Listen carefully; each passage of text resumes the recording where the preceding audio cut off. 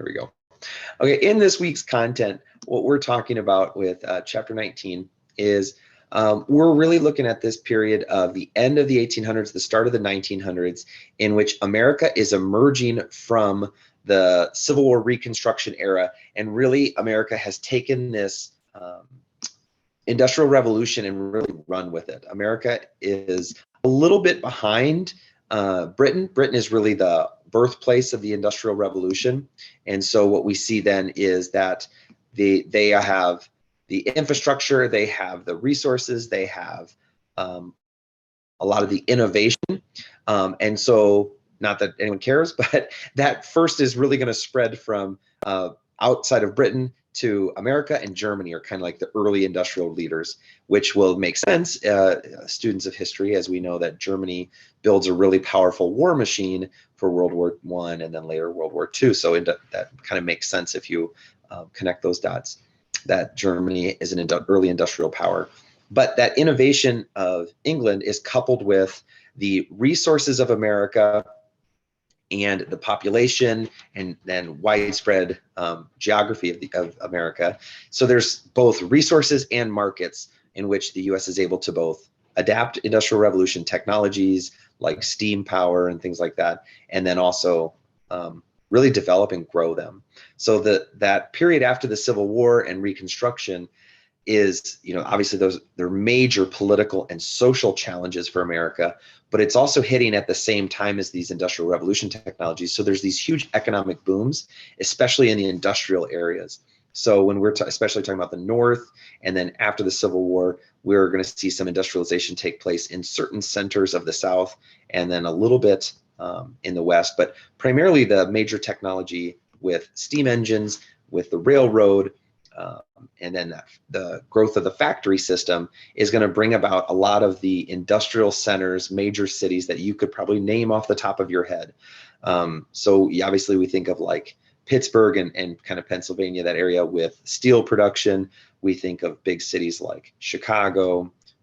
These are going to be industrial centers, and they are connected by railroads. And so the connection from east to west with the railroad network of these major industrial centers is going to help serve as a catalyst for America's growth and development. So the wealth in America, the political stability after the Civil War, of course, the economic growth, the population growth, it's all just like a petri dish, like a perfect environment for the growth of an industrial state in the United States. So this industrial America really has both the materials and the resources and outlet. So some of the names you're very familiar with. So Andrew Carnegie is an immigrant, but he becomes a tycoon. John D. Rockefeller, J.P. Morgan in banking, Henry Ford in the automobile industry that's just starting to pick up in the early 1900s. All of these names are either Americans or they're immigrants to America, but all of these names are really the kind of not the definition of this time period, but they are a defining characteristic of this idea of revolutionary industry, technology, innovation, and all that growth and development that's taking place. So in the early 1900s, that rapid period of change is also going to bring about what's called a consumer culture. So if you think, we're being very stereotypical here, but we're looking at, broad swaths of the country, but to be very stereotypical, many people in the 1800s, even if they maybe had a job that was paid a wage, it was very much like a subsistence lifestyle.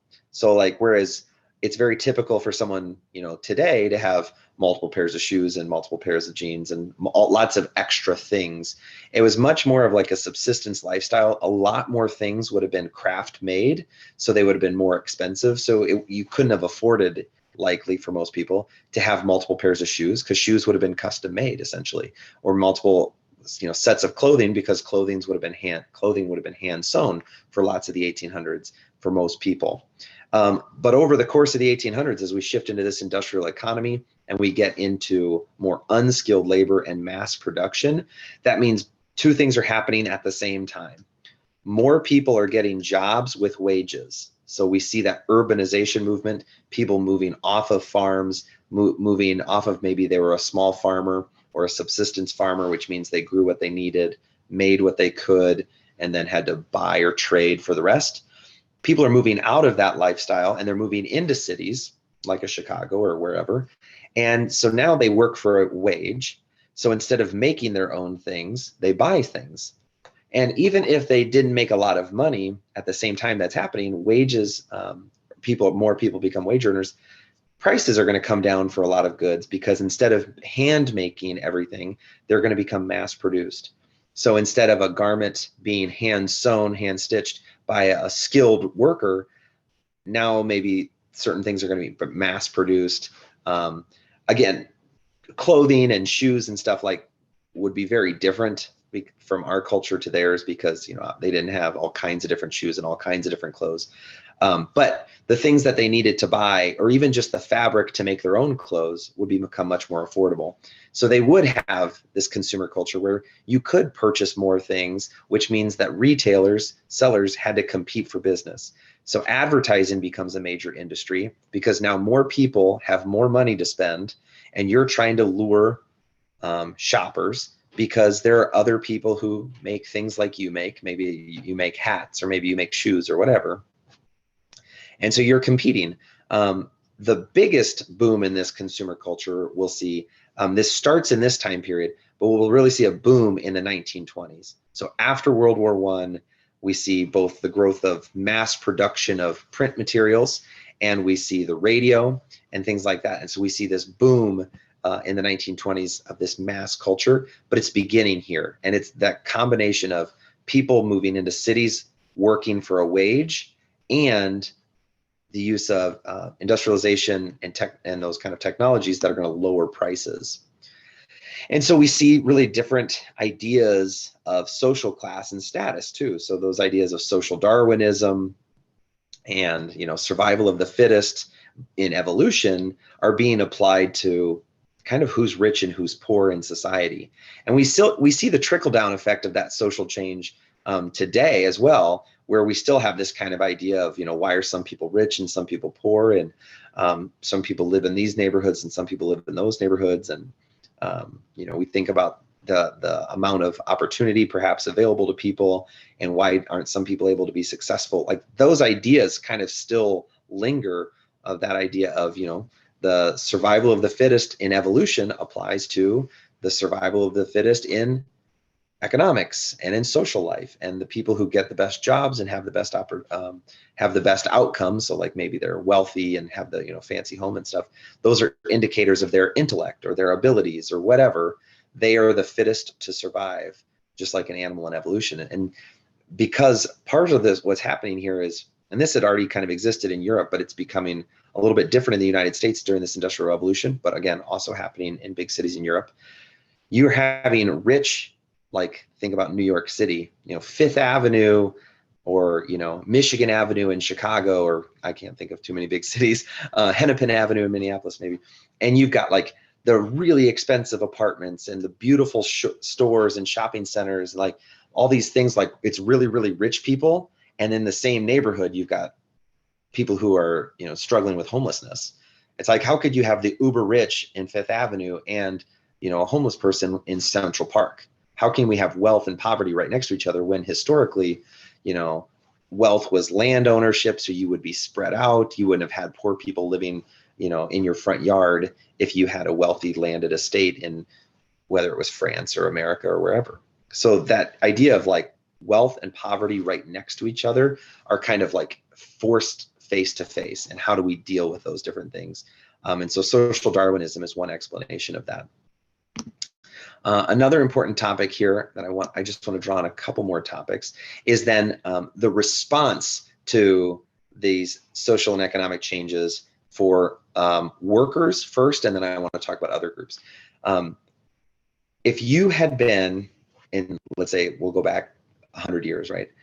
From this time period, so 200 years ago from now. If you had been like a skilled craftsman in the early 1800s and you had a business, like you did something most people couldn't do. So whether it was something with metalworking or blacksmithery, if you were, a tailor or a hat maker or a shoemaker, or, like if you did something, you had a business that it was a skilled trade. Most people couldn't do what you did. You had specialized tools, you had specialized resources. A comparable thing today would be like being an electrician, right? To be like anybody can watch a YouTube video and, electrocute themselves.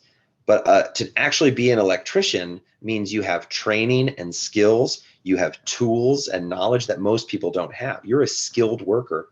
And so to go from being a skilled worker in the early 1800s in some of these professions, and then in the late 1800s, early 1900s, now anybody who can get a job in a factory can become, the unskilled version of you. Mechanization is kind of taking over. There's like a resistance of workers. And so skilled workers formed what were called guilds, Guilds. You saw that word in the text. A guild is like, this goes back centuries, but a guild is a skilled workers union, essentially, a craftsman's guild. And so to be a guild member, guild worker, meant you were skilled and you would kind of work together in some areas to like manage a market in certain ways, like prices and things like that. Well, so skilled workers form guilds, but skilled workers are still being kind of pushed to the side. And what we see is an emergence of unskilled workers. And so the same kind of thing is going to happen for unskilled workers. They're going to form what we more normally think of today of unions. Unskilled workers working together in mass to form a workers' union. The problem with workers' unions, like a factory union or whatever, is first of all, you're unskilled. So you're easily replaced, right? You could be fired and replaced. Somebody else could come in and do your job. But the second part of the problem is there aren't really government protections for wages and working conditions. If any of you have ever had, just like a regular job, like I can think of working at a pizza place in high school, there's the sign in the break room that says, this is minimum wage. These are OSHA rules. Like there's all those posters at work because the government has all these rules that your employer has to follow. And that didn't exist. There weren't government regulations or safety conditions. So unions at that time in the late 1800s, early 1900s don't have a lot of bargaining power except for their numbers. And then, as you've read in the text, there were lots of challenges for unions in all kinds of industries, whether it was factory work or railroads or anything. They didn't have government protections. In fact, sometimes the employer was able to hire they're sometimes called detectives, or Pinkerton guards is one version of this. Like they were called detectives, but they weren't like detectives that you think of solving crimes, right? Like a Law and Order detective. It was more like a private security, a private police force. Employers could hire detectives like Pinkerton guards, and they could come and they could just crush a strike with violence, with pushing people off of private property or whatever the case may be. Today, workers have rights to protest and strike and demonstrate and unionize, and there's all kinds of rules. Those don't exist. There are additional issues, and this kind of gets us into our next chapter as well. There are additional issues facing women and people of color. So immigrants in this time period, we're generally talking about European immigrants or Asian immigrants, not so much Central American or Latin American, but primarily in this context, in the late 1800s, early 1900s, we're talking about European immigrants and we're talking about Asian immigrants, depending on which coast.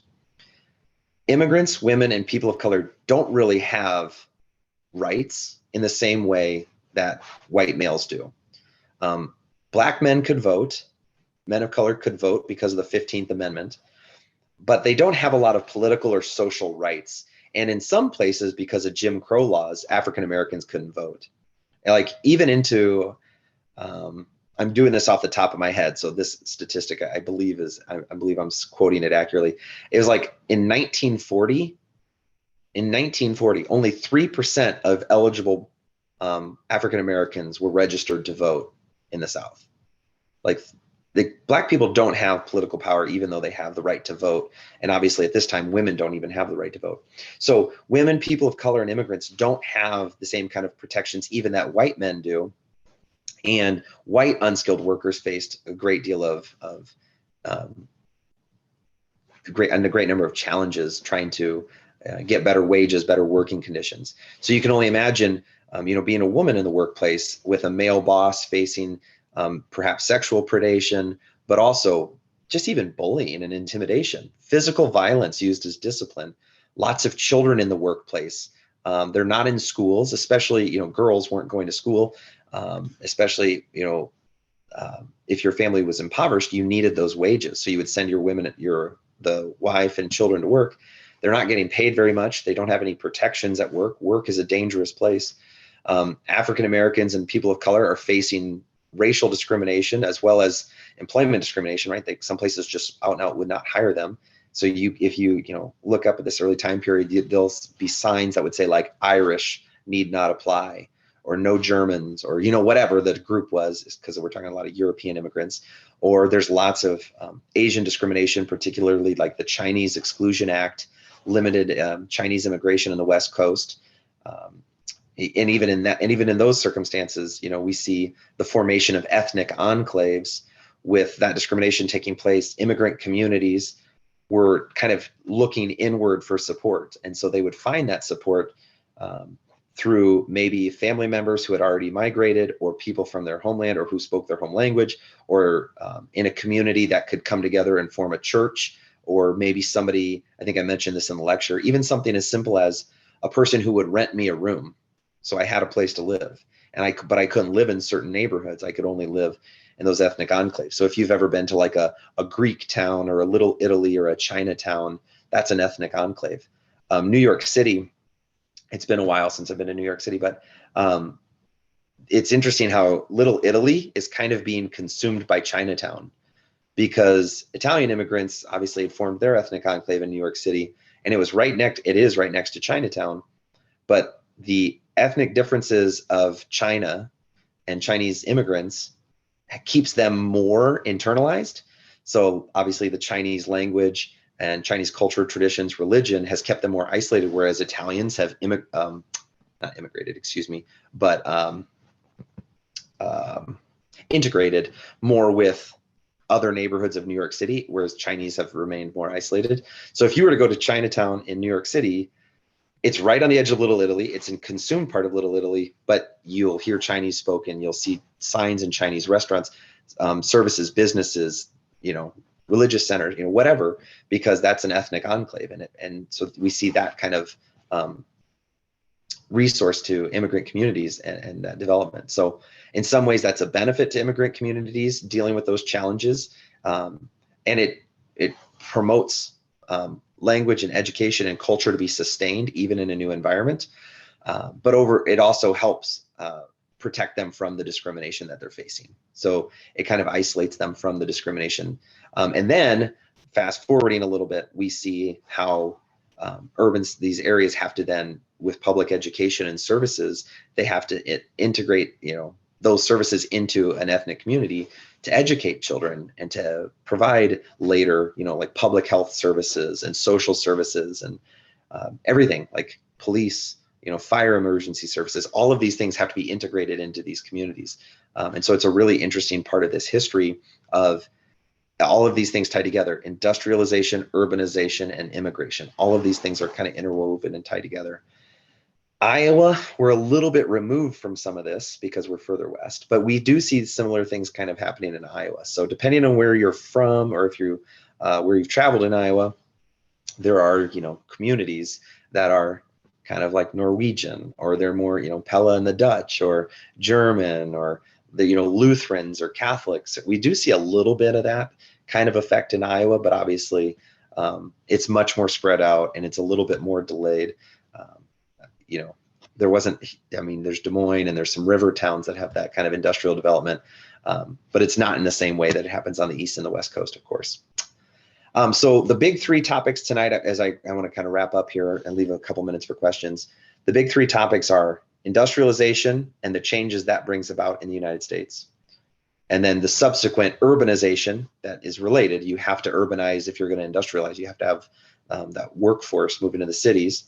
And then the issues that urbanization and industrialization present for immigrants, women, people of color, unskilled workers, all those kind of various challenges that take place in the United States in that late early 1900s time period. So with that, I am going to hit stop on the recording.